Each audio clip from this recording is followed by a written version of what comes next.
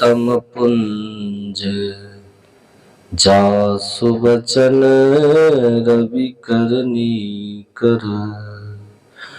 धन्य धन्य सदगुरु सुखद महिमा कही न जाय। जो कुछ कहूँ तुम्हारी कृपा मोते कछु न बसाय। परमाराज सदगुरु महाराज के पावन श्री चरणों में कोटिशः नमन। मंचासीन वंदनीय साधु समाज के चरणों में नमन। उपस्थित साधक वृंद, सत्संग प्रेमी महानुभाव, माताओं एवं बहनों,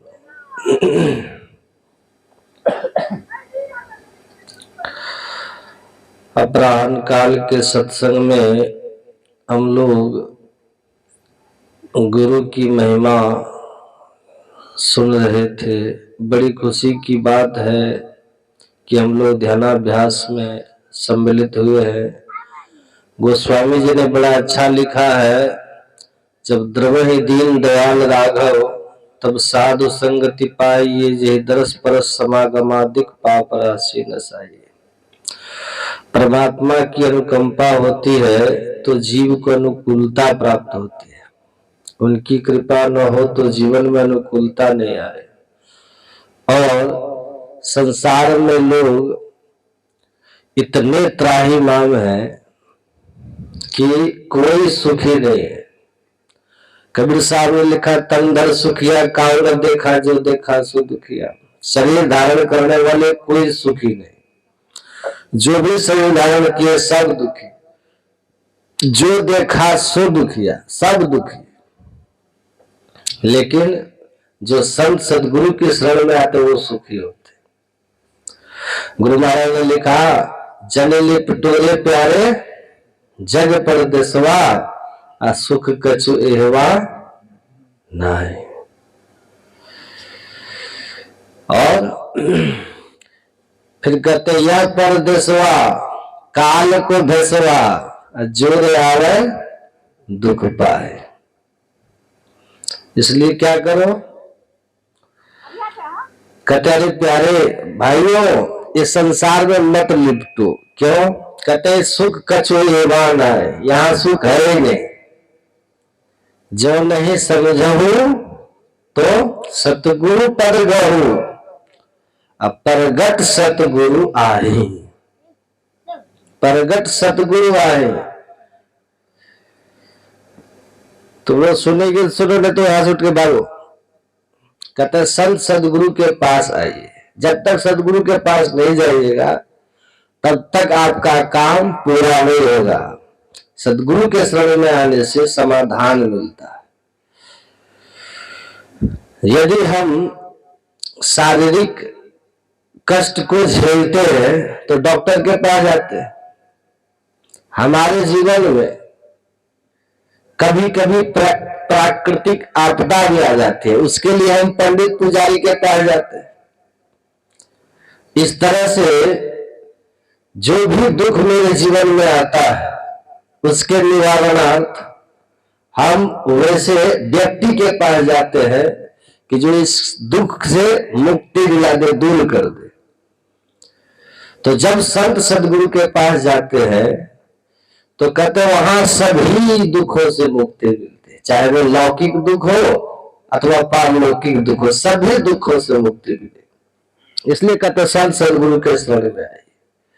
गुरु की महिमा सभी संतों ने एक स्वर से गाया है और संत ने भी महिमा का बखान किया है और भगवंत ने भी गुरु महिमा का बखान किया है। जब प्रभु श्री राम के जीवन में देखते हैं, प्रभु श्री राम के चरित्र को पढ़ते हैं, उनके जीवन में गुरु का बड़ा स्थान था। उन्होंने एक प्रसंग में, जो नवधा भक्ति का प्रसंग आता है, उसमें उन्होंने संत के विषय में कहा, गुरु के विषय में कहा कि प्रथम भक्ति संतन कर संगा, दूसरी रति मन कथा प्रसंगा। कहते हैं प्रथम भक्ति संतों का संग और दूसरी तुम कथा प्रसंग। दूसरी भक्ति मेरी कथा में प्रेम करना।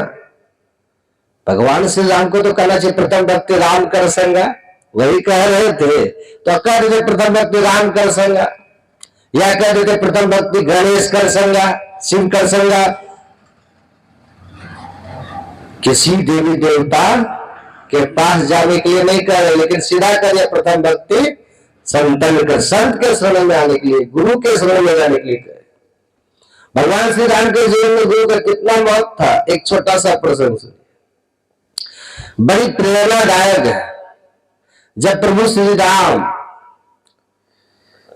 लंका पर विजय प्राप्त कर, रावण को परास्त कर घर लौटते हैं, अयोध्या आते हैं, तो अपने मां के पास जाते हैं। मां के पास जाकर के अपना जो भी सुख दुख है सुनाते हैं। जब दो व्यक्ति मिलते हैं ना, तो एक दूसरे के हाल समाचार को जानते हैं, चाहे वो सुख वाली बात हो अथवा दुख वाली बात हो, कुछ ना कुछ तो व्यक्त करते ही है। तो उनकी मां क्या कहती, बेटा रावण तो बहुत दुर्दांत राक्षस था, इतना शक्तिशाली था, वैसे दुर्दांत राक्षस पर तुमने विजय कैसे प्राप्त किया, उसको कैसे प्राप्त कर दिया। श्री राम को तो कहना चाहिए कि मां मैं तो भगवान ही था, मेरे पास सैन्य दल भी थे, एक से एक भालू रंगल थे, उसी के बल से हमने विजय प्राप्त किया, ऐसा कहना चाहिए था। लेकिन प्रभु श्री राम ने क्या कहा, मां तुम जानना चाहती हो वैसे दुर्दांत राक्षस पर मैंने कैसे विजय प्राप्त किया। बोला हाँ मैं जानना चाहती हूँ। भगवान श्री राम कहते हैं गुरु वशिष्ठ कुल पूज हमारे, तिनकी कृपा धनुज हल मारे। मां जो कुल गुरु वशिष्ठ मुनि है, उनकी कृपा से हम वैसे दुर्दांत राक्षस का संहार कर पाए। अब देखिए गुरु की कृपा कैसी है, बिना गुरु कृपा पाए जीवन उद्धार नहीं होगा। इसलिए हमारे गुरु महाराज कहते हैं अति पावन गुरु मंत्र मन ही मन जाप जपो। चलते फिरते कितने का जप सिद्ध हो जाता है, अपने आप जप होना शुरू हो जाता है। और जिनका जप सिद्ध हो जाता तो जप की सिद्धि का फल या इष्ट का दर्शन हो जाता है। ये ज्यादा कठिन नहीं है, ये तो बहुत आसान चीज है। ये तो प्रथम क्लास की बात है, फर्स्ट क्लास की बात है।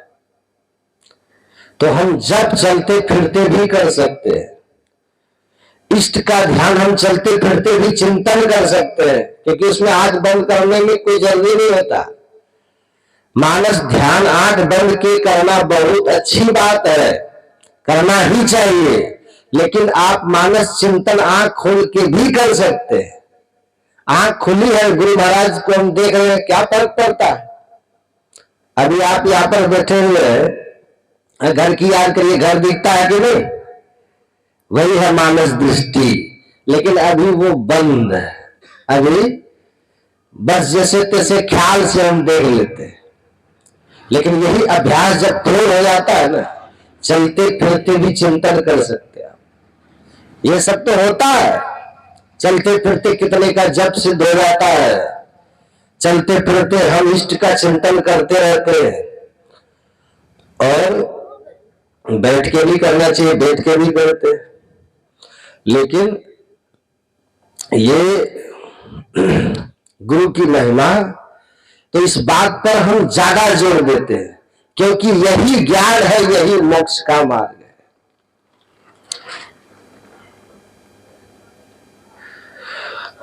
यही ज्ञान किस तरह से हम दिव्य दृष्टि को प्राप्त कर सकते हैं। गोस्वामी तुलसीदास जी का श्री गुरु पद नख मणिगण ज्योति, गुरु महाराज के नख में, पद नख में मणियों की ज्योति है, उसके सुमिरन करने से दिव्य दृष्टि होती है।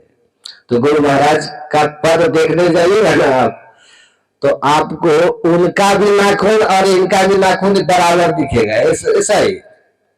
यही तो संकेत है ना लोगों का।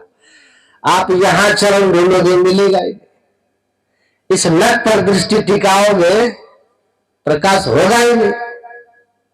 महापुरुष लोग यही समझाते हैं कि वो पदनख है क्या, पदनख बिंदु, ये हमारे अंदर में प्रकाश मंडल पद तुम्हारे मैं पड़ा भवकू। अब ध्यान से सुनिएगा, इसीलिए हम आए सुनाने, कल से हम रात में नहीं आएंगे, आज ही भर। ज्योति रूप का दर्शन करना जो चाहते हैं, दिव्य दृष्टि जो प्राप्त करना चाहते हैं, तो आपको बिंदु रूप के नख पर दृष्टि टिकानी होगी। तेजो बिंदु पर ध्यान विश्वास सुषुम्ना में दृष्टि केंद्रित करनी होगी। ये असली भेद है। इरा पिंगला ऊपर पहुंचे सुखमन पाटू घारा भया जी, हरिरस पी मतवारा। हरिरस पी के मस्त होना अगर चाहते हैं तो इरा पिंगला के ऊपर पहुंचिए, सुषुम्ना का पाठ को खोलिए। ये बाई आंख और दाई आंख को इरा पिंगला कहते हैं, मध्य में सुषुम्ना है। अपराह्न में मैंने कहा था, इस सुषुम्ना में जो दृष्टि को केंद्रित किया है, त्रिवेणी संगम में डुबकी मार दिया कि शीत अशीत नदियों का जहां संगम है, धीर पुरुष वहीं पर डुबकी लगाता है और उसमें डुबकी लगाने के बाद अमृत तत्व को प्राप्त करता है। अमृत आप सुनते हैं ना, अमृत मिला है किन्हीं को आज तक धरती में? अमृत निका कहे सब कोई, पिए बिना अमर नहीं कोई। मिला है किसको? सब अमृत बातन की बात, अमृत है संतन के पास। दरिया अमृत नाम अनंत, जही पी पी अमर भय संत। संत को पता है वो अमृत कहां है, और इसीलिए कहा सबसे बड़े संत दूसरा नाम है, पीजिए 10 अवतार उन्हें प्रणाम है। 10 अवतार भी आए ना तो संत के शरण में शिक्षा लेने गए, सब गए। भगवान राम और कृष्ण भी गए, गुरु गुरु गए परम रघुराई, अल्पकाल विद्या सब पाई। भगवान भी धरती पर आए तो गुरु की मर्यादा को रखा। भगवान कृष्ण भी गए। तो सबसे बड़े संत इसीलिए कहा कि वो हमको परमात्मा से मिला देते हैं। संशय समन दमन दुख सुख निधान हरिये, असंत कृपा बिनु मिले नहीं, करिए जतन अनेक। तुलसीदास जी कहते हैं बिना संत की कृपा के परमात्मा नहीं मिलते। अब मोहि भाव भरोस हनुमंता, बिनु हरि कृपा मिले ही नहीं संता। हरि की कृपा होती है तो संत मिलते हैं, और संत की कृपा होती है तो हरि का प्रत्यक्ष अनुभव होता है। ये महिमा है। ऐसे कबीर साहब ने कह दिए कि गुरु गोविंद दो खड़े, काको लागो पाओ, अब बलिहारी गुरु आपने जो गोविंद दियो बता। तो मिट्टी रूप होता है और वो हमारे शरीर पे लगता है, स्थूल शरीर पर। लेकिन दूसरा चरण दस जो है वो कहते हैं वो मुस्कान युक्त। जब हम अपने इष्ट का ध्यान, गुरु रूप का ध्यान अपने अंदर में करते हैं तो उनके गुरुमुख का दर्शन करने से वो रूप का जो आभा है वो हमारे मन पर लगता है और ये हमारे मन के शुद्ध करता है। इसीलिए वीतराग पुरुष का ध्यान करने के लिए सबसे उत्तम इष्ट कौन है? योग शास्त्र में महर्षि पतंजलि ने लिखा है वीतराग पुरुष। उस महापुरुष का ध्यान इष्ट रूप में करना सबसे श्रेष्ठ होता है जो नर रूप में आए हो और सठ विकार जित अलग अकामा अचल अकिंचन सुचि सुख धामा हो गए हो, जो समस्त विकारों से मुक्त हो गए हो, संसार की आसक्ति से जो परे हो गए हो, परमात्मा में जो प्रतिष्ठित हो गए हो, ऐसे वितराग संत का ध्यान करना सर्वश्रेष्ठ ध्यान होता है। ये जल्दी हमारे चित्त पर असर करता है। तो कहा उसके रूप का दर्शन से आपके मन में शुद्धि आ जाती है। और तीसरा जो है चरण रज, वो आभार रूप, वो चरण रज से के ध्यान करने से, बिंदु ध्यान करने से दिव्य दृष्टि खुल जाती है, जिससे वो जो अंतर ज्योति ब्रह्म ज्योति अपने अंदर में दिखती है, यह भी उसकी दिव्य आभा है। उठा दीजिए उसको। तो इस तरह से हमको ठीक ठीक ज्ञान समझना चाहिए। उठ जाओ, तुमको नींद आ जाता है, और समझ के करना चाहिए, तो दिव्य दृष्टि खुल जाए। बिना गुरु की कृपा पाए नहीं जीवन उधारा है, ये जान लीजिए। तो बिना बीच वाला का काम होगा नहीं, बिना गुरु का कौन नहीं सीख पाएगा। बिना गुरु के ध्यान सीख पाइएगा।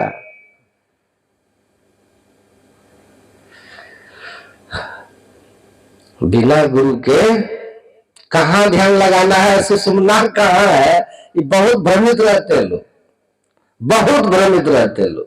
किताब पढ़ पढ़ के कई मिलेंगे आपको, महाराज जी यहाँ ध्यान लगाते, यहाँ महाराज जी यहाँ ध्यान लगाते, कोई यहाँ ध्यान लगाते। अरे तुम किताब पढ़ के ही जान जाता तो प्रोफेसर टीचर की बहाली क्यों हो रही है। किताब में तो लिखा हुआ है, सब अपने से जान जाओगे, अपने से नहीं जानोगे। गुरु चाहिए समझाने के लिए, अध्यात्म में भी गुरु चाहिए, संसार में भी गुरु चाहिए। आध्यात्मिक गुरु कैसा होना चाहिए। गांधी जी ने लिखा, भौतिक विद्या सिखाने वाला स्कूल का गुरु जो होते हैं कॉलेज के, ये अगर केवल ज्ञान है अपने विषय का, आपको पढ़ा के विद्वान बना देंगे।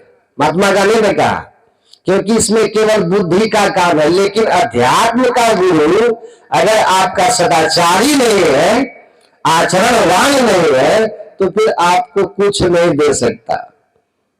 क्योंकि अध्यात्म पुस्तकीय ज्ञान नहीं है, अध्यात्म अनुभव होता है, जो गुरु शिष्य के अंदर दीक्षा में ट्रांसफॉर्म करता है, भेजता है, ट्रांसफर करता है। इसीलिए आचरणवान होना चाहिए गुरु को। गुरु महाराज भी कहते थे, जिस गुरु में आचरण नहीं है, सदाचार नहीं है, वो गुरु नहीं, गरीब गाय भेज है। गुरु महाराज कहते हैं, तो कैसा गुरु होना चाहिए। कहा, समित्पान ही श्रोत्रिय ब्रह्मनिष्ठा। मंडकोपनिषद में ऋषि कहते हैं कि गुरु आपका श्रोत्रिय हो, ब्रह्मनिष्ठ हो, मतलब शास्त्र की बातों को ठीक ठीक समझा देता हो।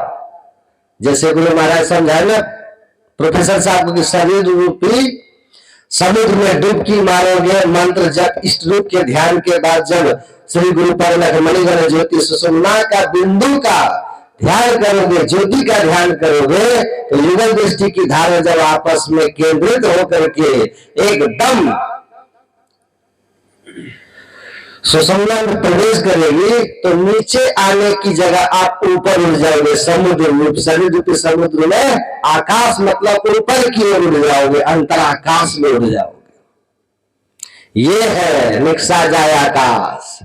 कुछ देर वहां तक टिका रहोगे, अंदर जाकर उस ब्रह्मांड में टिके रहना। घर किया मतलब वहां जाकर के स्थिर रहना, उस अवस्था में जाकर के स्थिर रहना। तो क्या होगा, सुनिएगा, हीरा पाया दास, परमात्मा रूपी हीरे की प्राप्ति होगी। तो गुरु महाराज उनको समझा दिए प्रोफेसर साहब को कि ये मतलब है। तो संतों की वाणियों, शास्त्रों की वाणियों को, इस ज्ञान को ठीक ठीक समझाने की उनमें शक्ति हो और ब्रह्म निष्ठा हो, ब्रह्म में जिनकी निष्ठा हो, स्थिरता आ गई हो, ईश्वर के होने में कोई संशय नहीं। किसको होगा, जो उस अवस्था में होगा। बुद्धि इतनी परिमार्जित अवस्था में है, ईश्वर है, सब जगह है, सबके सब कर्मों को देखते हैं, उससे पाप होगा, करेगा पाप। जिसकी बुद्धि में ये बात दूर हो जाए कि ईश्वर सब जगह है और सबके सब कर्म को देखते हैं और उसके हिसाब से शुभ अशुभ फल देंगे, तो कैसे वो पाप करेगा आदमी। लेकिन हमारी बुद्धि में ये बात ठीक नहीं पाती। क्यों? क्योंकि हमारे संस्कार जो है ना, हमारे बुद्धि में सतोगुण की स्थिति बने ही नहीं रहने देते। तमोगुण रजोगुण की प्रवृत्ति जैसे आएगी तो फिर आपकी बुद्धि हिल जाएगी, हिल जाएगी। कहते हैं ना, एक महात्मा अपने शिष्यों को दीक्षा शिक्षा समाप्त होने के बाद कहा कि जाइए अपने अपने घर से आप लोग हमारे लिए कुछ दक्षिणा लेके आइए, लेकिन ध्यान रहे कोई देखे नहीं, छिपा के लाना, जो भी लाना। तो सब कुछ न कुछ छिपा के ले आया। एक सिसका ले आया, अरे सब कुछ तो कुछ कुछ ले आए, तुम खाली क्यों आए? कहा गुरुदेव आपने कहा था ना कि जो भी लाना सबसे छिपा के लाना, कोई देखे नहीं। तो उन्होंने कहा कि हाँ।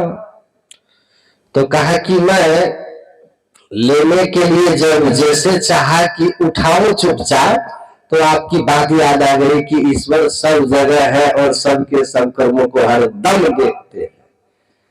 तो मुझे लगा कि ईश्वर तो सब जगह है, वो तो उठाएंगे तो देख ही लेंगे, तो छिपा के कैसे लाएंगे?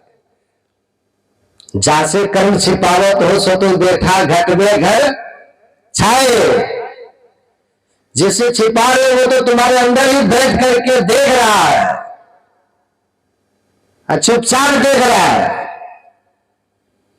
तो कहा गुरुदेव मैं इसीलिए लौट आया खाली हाथ, ईश्वर तो देख ही रहे तो कैसे छिपाओ? तब गुरु महाराज जी ने कहा कि बेटा मेरी शिक्षा को केवल तुम ही ठीक समझे हो, बाकी लोग सुना है समझा नहीं।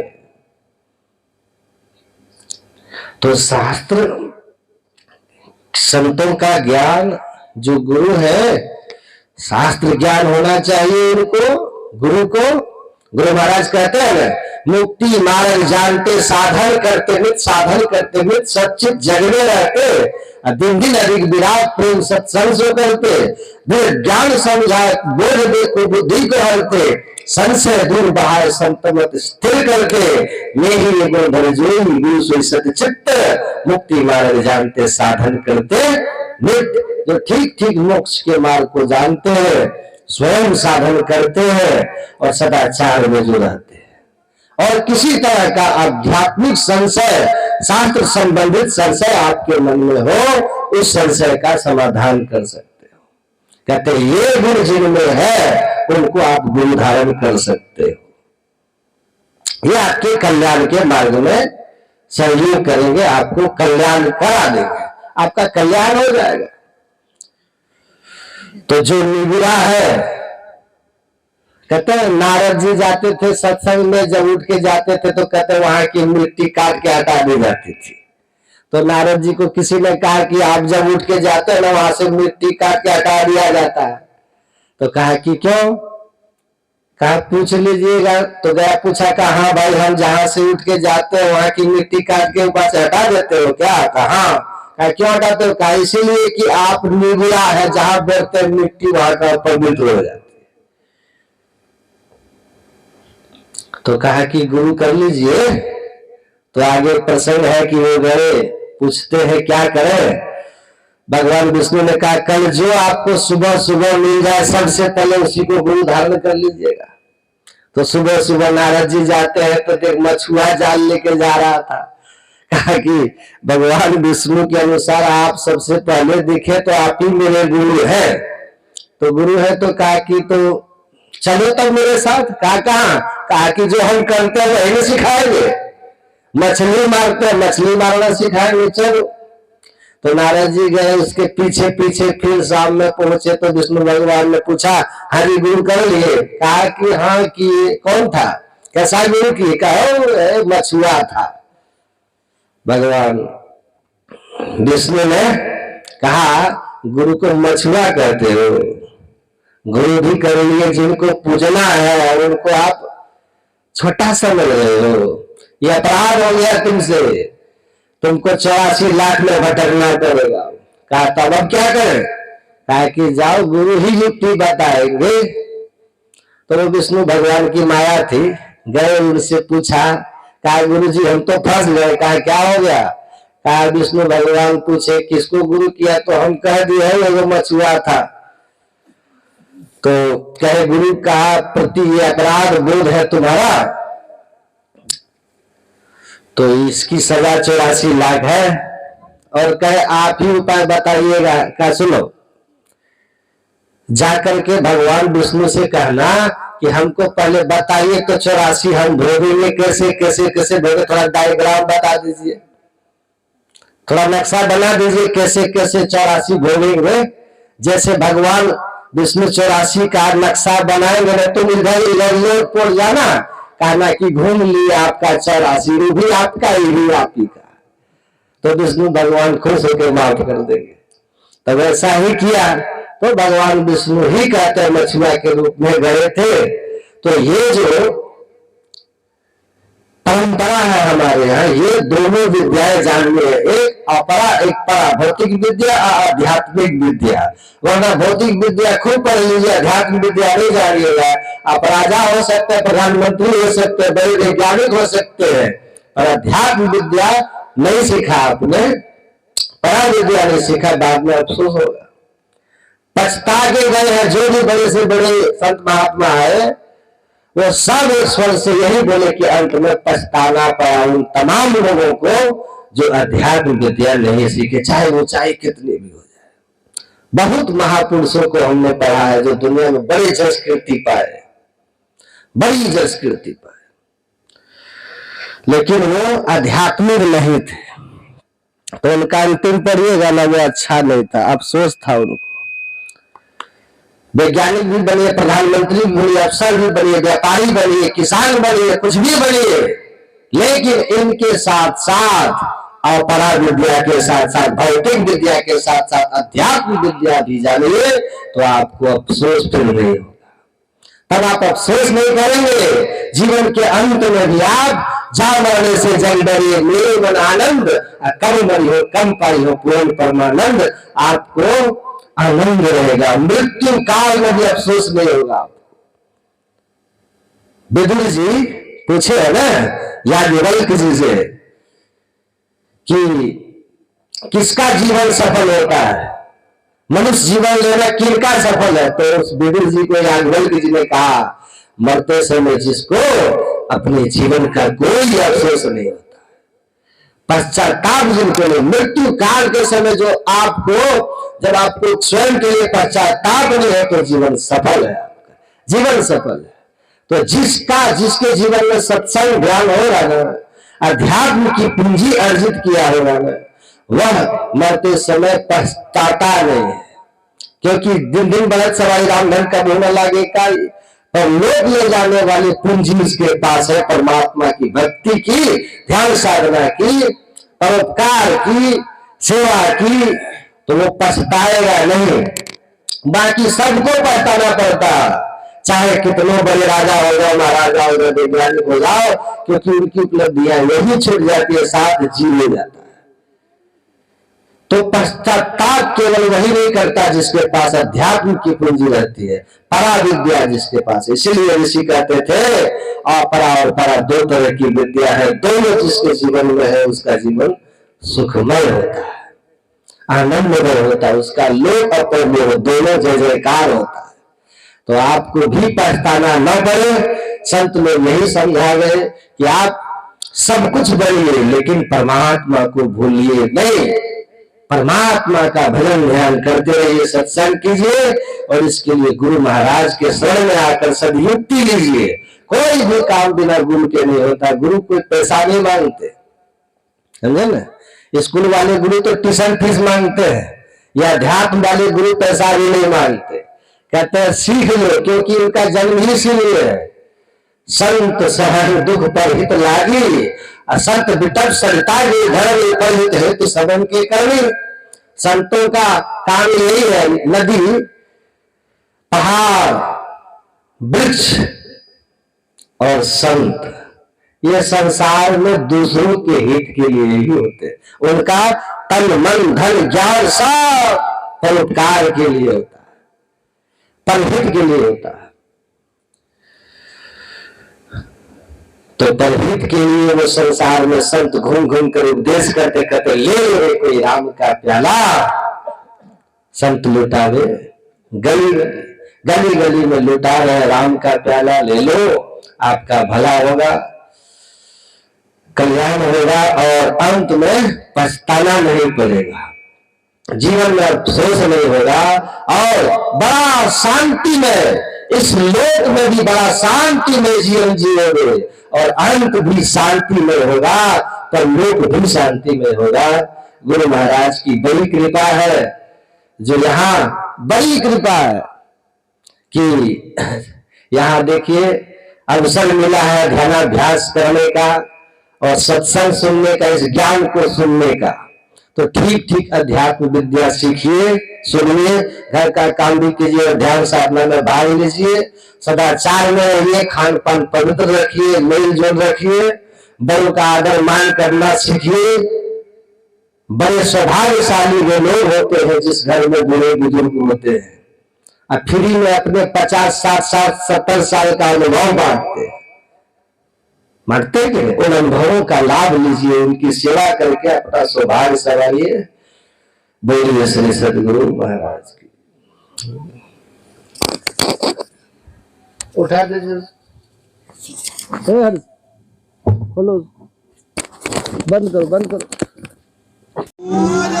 महाराज की जय।